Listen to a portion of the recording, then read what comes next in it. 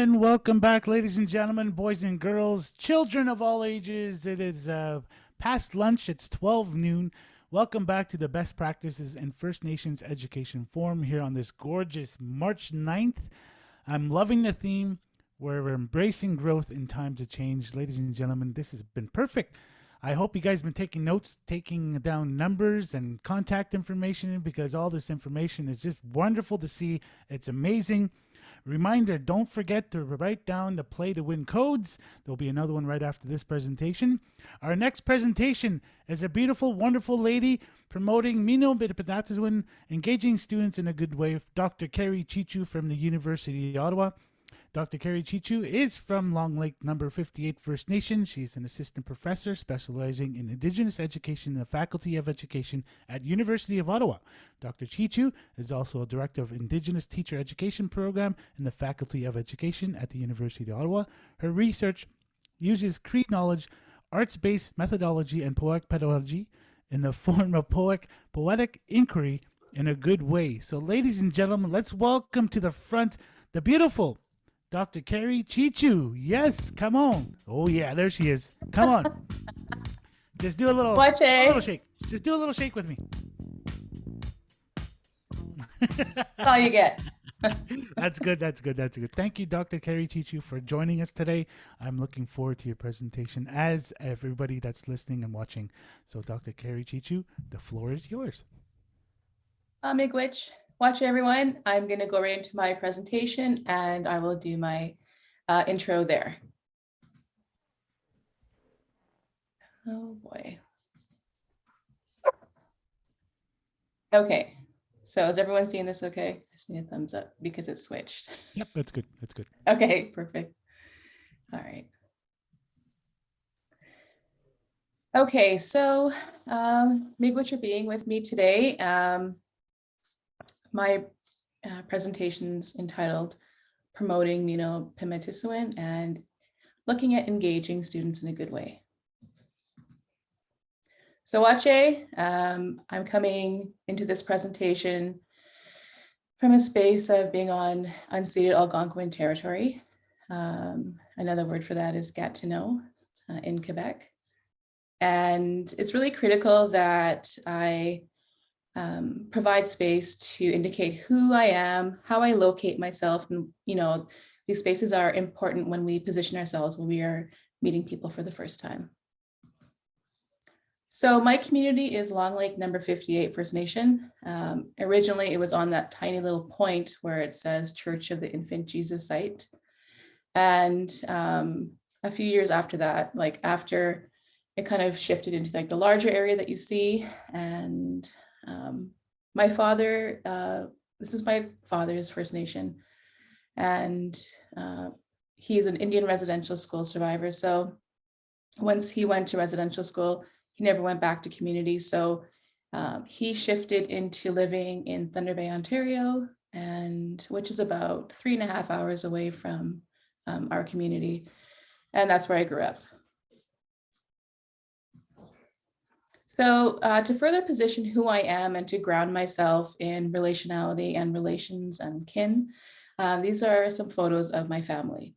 So in the middle, you see my parents when they were young, and off to the left is my paternal grandfather, and below is my maternal grandmother, and then my grandfather. So you can see my two grandfathers are, traditional in different senses of the word. One was living off the land and participating in life that way. And then the other followed like the powwow trail and really invested his time and energy into following that space. And then off to the right, you'll see like a baby and a little boy, and that's my brother and myself.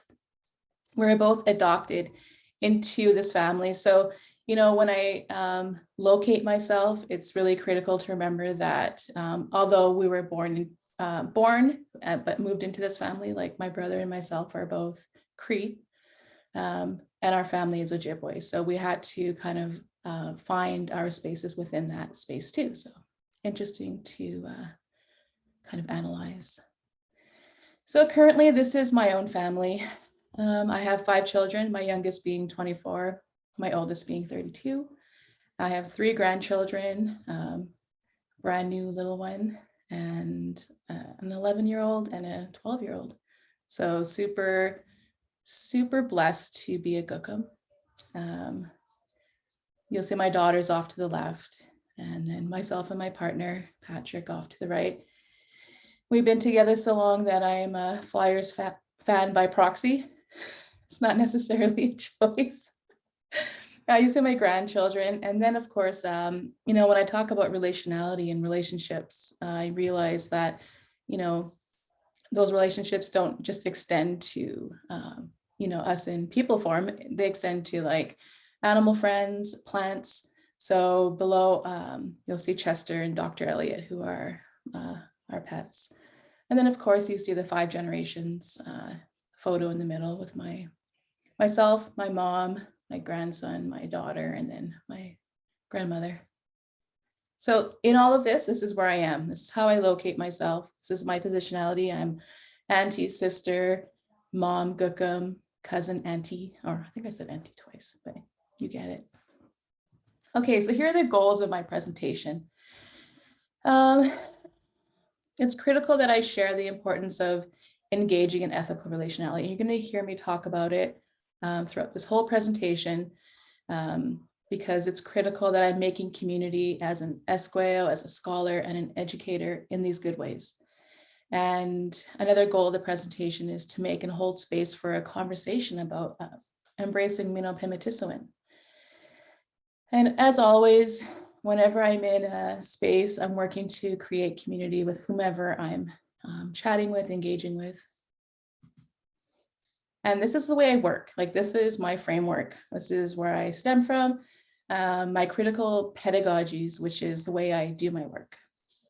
I strive to always honor my Cree way of knowing, and I do that through a collaborative creative praxis by engaging ancestral aptitude, which is writing. I have been writing and reading since like a very young age. And I really work to engage these aptitudes through a conversational methodology. So really that boils down to, that creative praxis is just like kind of like where things meet. And I'm using the way, the inherent gifts I was given in a way that I'm having conversations that are fulsome and robust and, really moving forward in a way that our relationships can flourish. And then the other is I really work to honor Indigenous epistemology, which is the way I'm rooted in the way I do things by resisting and reforming Western thought. So I really worked throughout my whole PhD to kind of subvert typical Western ways of doing things. And I did that by engaging in ethical relationality and then really honoring those kinship systems, like ensuring that people who I'm interacting with, our relationships are maintained in a way that they're healthy, they're productive, nobody's feeling like they've experienced extraction or violence. Not always easy to do, but it's super critical. All right, so engaging kinship, embodying best practices, and Mino-Pimatisiwin. All right, so this is a space that I want to do a poll. So Matt, if you can go ahead and get that poll up. I want to know if you can or do engage kinship. I'm really glad to be in this space. I look forward to learning what you think about kinship. Have you ever operated in a way where that's the positionality you come from? Like, are you considering that you are kin to everything around you? Is it something that you've ever considered before? Is this new to you? So I'm really keen to hear, what we come up with. So I'm wondering if we still have some time. Okay. So these are the responses. Oh, they're still going. Oh, miigwech for your engagement. That's a couple of really critical things to do is to have some engagement when you're presenting. I was hoping for a more conversational presentation where you would have an opportunity to engage with me, but I'm hopeful that at the end you can do that through your questions if you have any for me. Oh, okay. So we have, some who are unsure if you engage kinship, some people who say yes. So that's really cool. Okay, so I think that's kind of where we are. So we have 23 responses. So miigwech for that. Miigwech for your engagement. All right, I'm going to, it's going up and down. 50-50. Wow.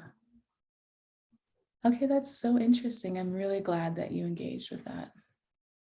Okay, I'm going to reshare my screen.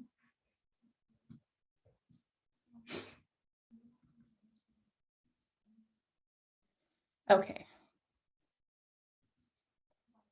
So the definition from the Merriam-Webster dictionary for kinship is the quality or state of being kin. And if we take that one step further and we look at the definition of kin, it's a group of persons of common ancestry or one's relatives. When we reconsider the different ways that we can conceptualize this word, concept, or notion, we realize that kinship is an overlapping space where it's a continuum where we can kind of grasp relationships and realize that we're all connected. So with me, and I'm working from the space of relationality, which in a nutshell I can explain right now, is the engagement in a space with another person or a group of people where you're responsible for the energies that you bring to that space. You know that you're coming from two different worldviews, two different points of view, and you eagerly go into that space knowing that you are going to be accountable for what you bring to that space. You're going to think and consider how other people are feeling in that space before you say something. So you're going to engage mindfulness. You're going to be thoughtful when somebody says something in that space, and without reacting immediately, you're going to, embody relationality or this relationship and respond in a way that is hopefully not harmful or violent. So as a professor, it's difficult for me sometimes to meet up with resistant students. And initially, I really worked at creating safe spaces in our classes together and really blew up in my face. And then I switched into a space of relationality or ethical relationality, which is really being accountable to each other for the energies that we bring into a space. And since I made that space and held space for this new way of doing and being, my classes have continued to flourish, and it's been, I think, 6 years now that I've been teaching at U Ottawa, and they just keep getting better and better. And I think it's because I keep learning and investing in this way of doing. So it's amazing.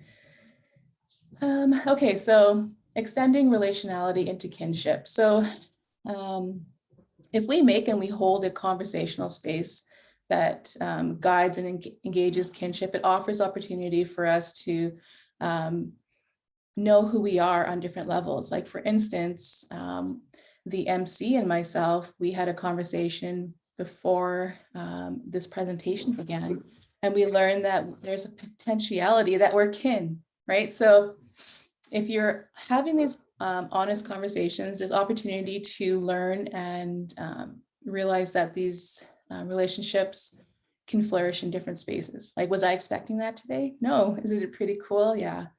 So, it's important to engage that kinship into relationality because this is a space that guides how we think, how we relate to one another, and how to take care of ourselves and others.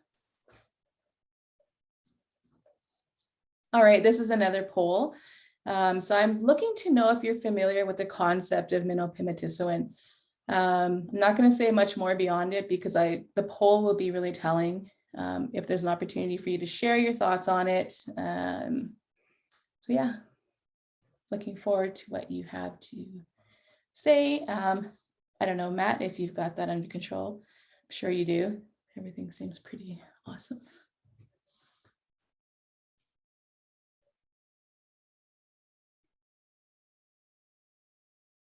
As always, I am super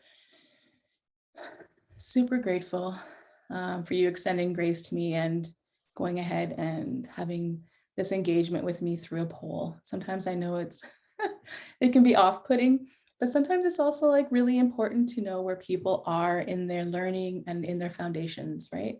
So this is a space that I kind of hold and make so that we can figure out where we are together. All right, we've got a few yeses, we've got a couple of no's. Some people aren't sure, which is fine. You know, that's the whole point of this whole presentation and this exercise, is to kind of craft a space where we can either learn or unlearn and then relearn. You know, as a professor, I realized the goal of teaching is to just offer all those spaces of engagement. Okay, so are we at our, oh, no. Wow, okay. So it's kind of like even, there's some people who are not sure, but I'm really glad that, you know, you're still taking part in the poll. Okay. Is it fair to say that? Okay, let's go back to sharing.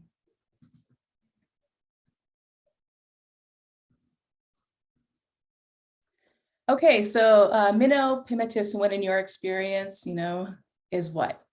I rely on ethical relationality. You know, if you're not familiar with what Mino-Pimatisiwin kind of is grounded in or stands for or means or is defined as, it's defined as the good life, you know, living the good life. There are many different, I think, layers to it too. It's important to remember that Sorry, coming from Carrie. You're Yep. sharing your presenter view, not your slides. Oh, okay. What if I, I don't want to, here, let me stop for a sec. Okay. Now, can you see it? Yep, that's better. Thank you.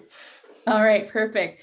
So as I was saying, there are many different nations that kind of think and feel differently about this concept, which is like fine. Like there's no one way to define living a good life. In fact, that is what this presentation is about, because we want to disrupt what is potentially held as a way of knowing or doing.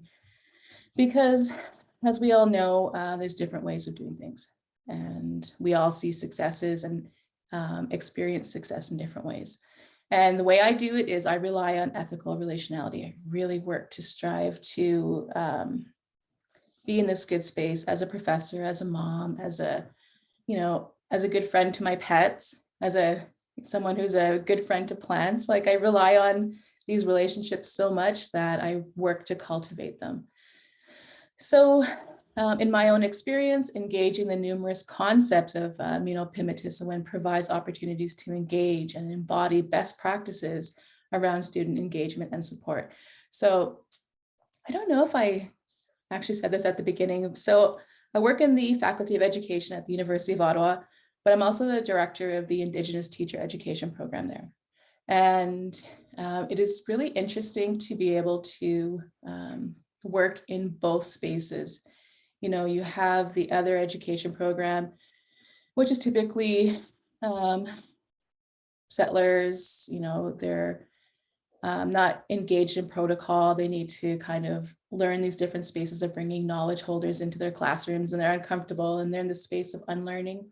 And then you have the teacher candidates in the Indigenous Teacher Education program who are like grounded in protocol, and you know, they recognize these different ways of knowing and being. And it's such an amazing space to go from one to the other like daily and just recognize that there's growth in both spaces. So, you know, I really see the best practices that emerge from both cohorts and programs. Okay, so going back to ethical space and ethical relationality, because I keep talking about it, I really want to make sure that I frame it in a way that you're familiar with what I'm talking about. So ethical space is a space of possibility that can only be created when we are dealing with two different worldviews or knowledge systems. And this is from Dwayne Donald, a really amazing scholar. I think he's at UCalgary. You know, this is a space where we can imagine what our relationships could be like, would be like if we could, take out some of the pieces that don't help to make our relationships flourish or thrive. An ethical relationality, on the other hand, doesn't deny difference, but instead it seeks to more deeply understand how our different histories and experiences position us in relation to each other. So when I began the presentation, I really spoke to the space of positioning myself so that you knew who I was, and hopefully would offer an opportunity for you to really ground yourself in the knowledge of who you are. So when we have a conversation, we position ourselves in this conversation where we can have a fulsome conversation. So, okay, yeah, as I was saying, it's a concept that respectfully supports the space of Indigenous and non-Indigenous perspectives while acknowledging truths about our shared histories and relationships. So in a nutshell, we're looking at, the historical consciousness that Canada doesn't have.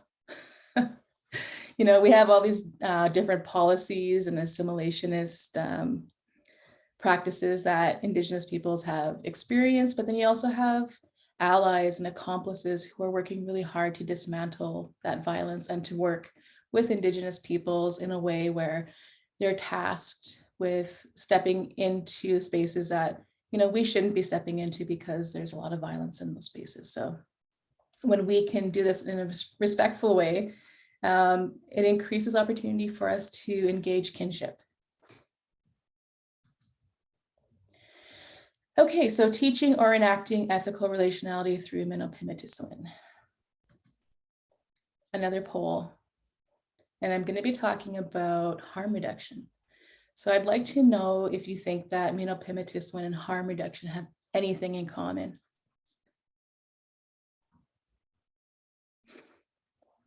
It's an odd way of thinking, I think, because sometimes when we think about harm reduction, we think about the alter to that, right? And that sometimes is uncomfortable for people to realize that we're going to be talking about substances or different ways of doing things and spaces that need to heal, and all these ways of reconsidering who we are in relation to the information that's presented to us. So for me, it's critical that we, understand where we're rooted and where we're coming from when we kind of present these different points of view. So I just want to see where we are. Okay. This is awesome. So I think that a lot of people think they do have something in common. Amazing. Oh, people are unsure if they're sure. Once again, miigwech for your engagement with this. I know that it's not always easy to think on the fly and make some decisions about how you're thinking. So I'm really grateful for your engagement as always. Okay, so it looks like we have about 72-ish people, or 2% of the participants feeling like, yes, they have things in common. Okay, I'm going to reshare my screen.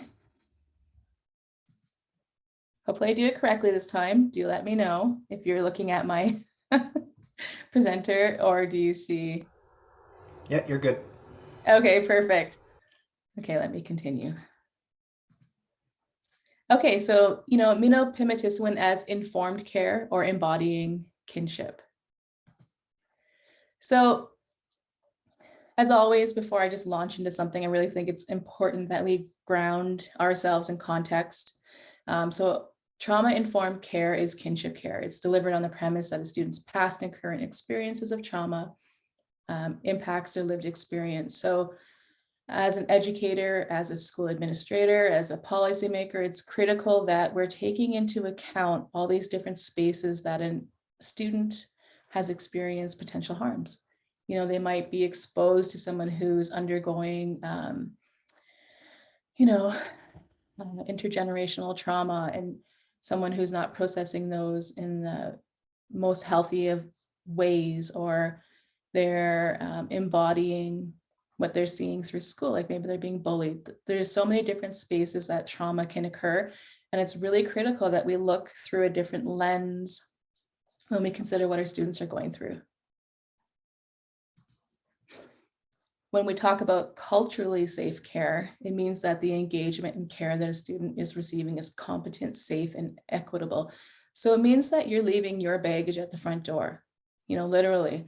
As a student, I have seen students from JK right up to grade 12 be unable to disengage with the stuff that's happening at home, and leave that baggage at the front door of the school. They come in with it, they carry it around with them. It takes up so much room. And as people who are engaging in a culturally safe space, a safe, caring, relational space for our students, it's critical that we make room for that baggage and we acknowledge it. And, we embody that kinship with our students. We engage relationality.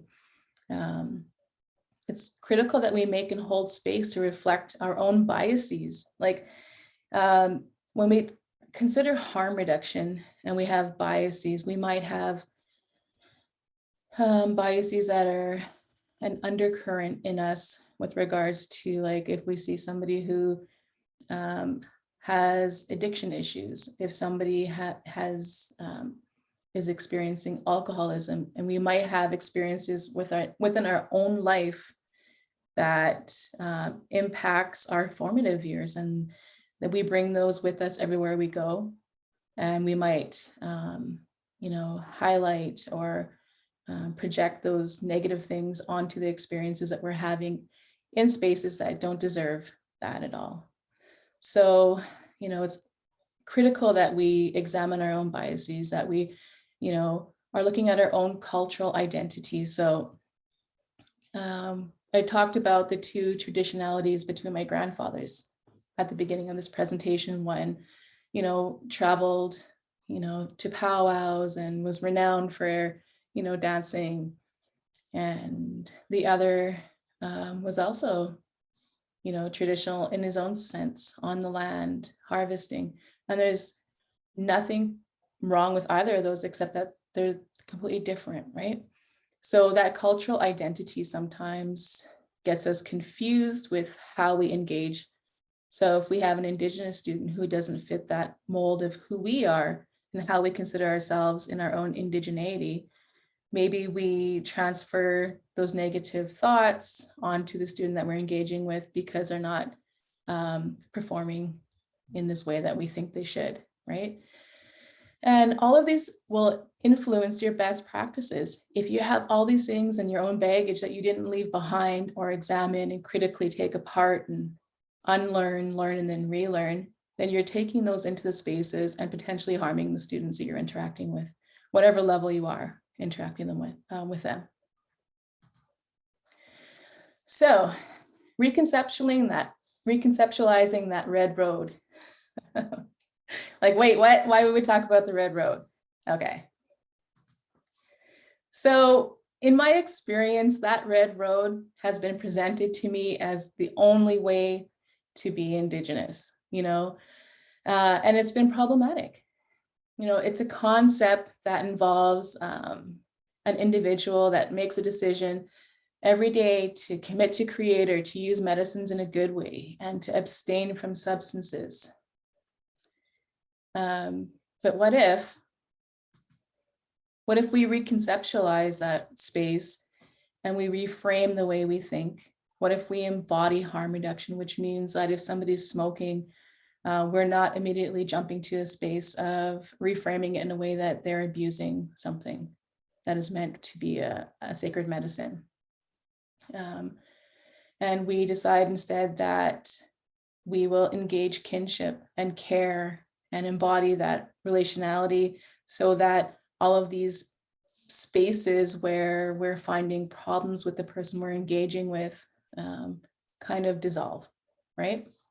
And what if we decide that our biases have no place on this path? What if we just decide that we're going to engage in harm reduction and that we're going to decide that, yes, I understand that you're undergoing this, whatever you're going through. And I'm still here despite all of that. You know, I'm going to work through my own issues with whatever you're dealing with so that they don't impact our relationship. That in a nutshell is relationality. So enacting relationships in a good way. So Tupper talks about teaching as an ongoing process of circular negotiation. And it is, you know, we're always figuring out how we're going to critique the curriculum, how we're mandated to teach, you know, but simply making choices about how to deliver content, you know, realizing objectives and evaluating students.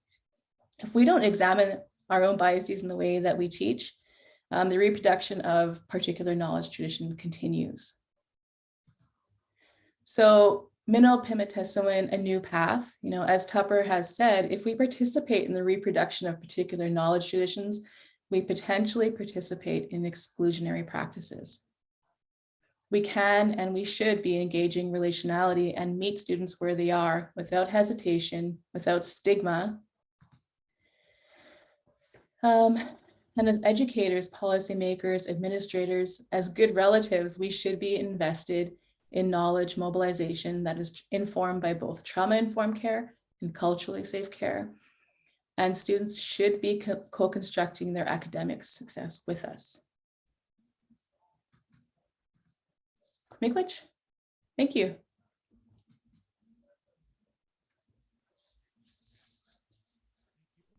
Thank you very much, Dr. Carrie Chichu. You're welcome. I really enjoyed your presentation. I was sitting here listening, and there's one question that popped up, and I was listening to it, and okay, so here's my question.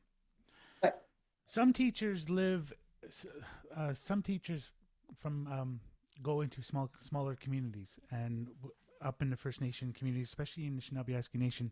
We have a lot of First Nation communities that are small, and with the small community, it's not that hard to pinpoint what's happening, right? You won't know the full story, but rumors do go around, stories go around. You know, you hear it from your students. I, for one, being a teacher, um, when I was in the classroom, I would hear stories, right? The students would bring it to the classroom, and sometimes they would share. And there's a lot of teachers and educators that are listening, watching this right now.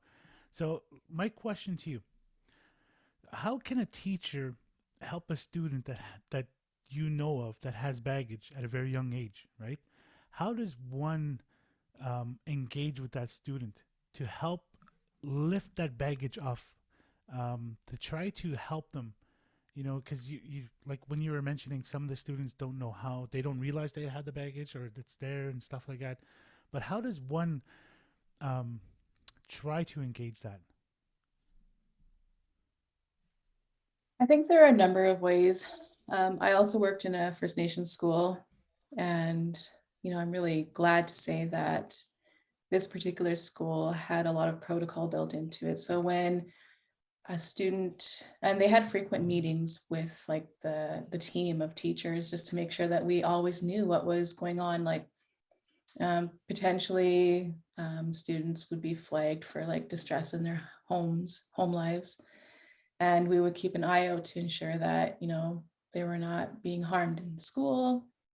But also because the school culture was kind of crafted in that way where we were trying to be a safety net. There was protocols in place in the event that something did happen and somebody did bring some really heavy baggage to school and they couldn't unload it and they did it in a way that was potentially unhealthy. You know, protocols were in place so that we were able to contact proper supports. So, you know, that's one thing I think is critical is if you're working in a First Nation school, if you're working at any school, you should be aware of the different supports available to you as a teacher, who you can tap into, who has that knowledge that in the event that somebody discloses something to you, how do you navigate that? There should be these spaces of caring built into, um, you know, the culture of the school. Does that answer your question? No, that's perfect. That's a perfect example. Perfect answer. Because as a teacher, when you're coming into a new setting, especially in a First Nation community, it's ultimately, I wouldn't say the responsibility, but I would just say um, it's important that you know your surroundings. You know, like exactly what you said, the supports, right? You need to know who's there, who's available, and what's going. Like, okay, so there's a counselor here, there's an organization there, and then there's this. So that's perfect. Thank you. No, that that's very good. We do have a question from one of the audience members. Question is: as a stepdaughter/stepsister, how do you identify the kinship? Kinship has more to do with relationships than delineated like lines that would potentially um, disrupt a relationship. So, as someone who's adopted, I can speak from that space. And my brother, I'm adopted from up north, my brother's adopted from Treaty 3 area. So, as we navigated our own relationship, we realized that um, when you step into the space of constructing the area as not really, it kind of is disruptive to having a robust relationship. But that space needs to be cultivated in a way where you both want to participate it, because if you're in a one-sided relationship, you can come away feeling unfulfilled or sad or disheartened that the thoughts that you consider and see maybe on TV of these beautifully romanticized fruitful relationships that don't culminate in real life. I don't know if I'm answering your question, but having an honest conversation about relationships and what they mean to you, because if I said X equals this, it could mean something else to you. So Yeah. having that opportunity to um, critique it and analyze it in a way that is helpful could help. We have a comment from Marianne Nawagizik. I love your presentation and it reinforces in me to promote harm reduction and kinship relationships. Come from a safe space, Mino-Pimatisiwin is a living and being on the red road. We are examples of that in how we conduct ourselves. Students look for that safe space in us. And that was from one of our participants, a comment. Speak So with.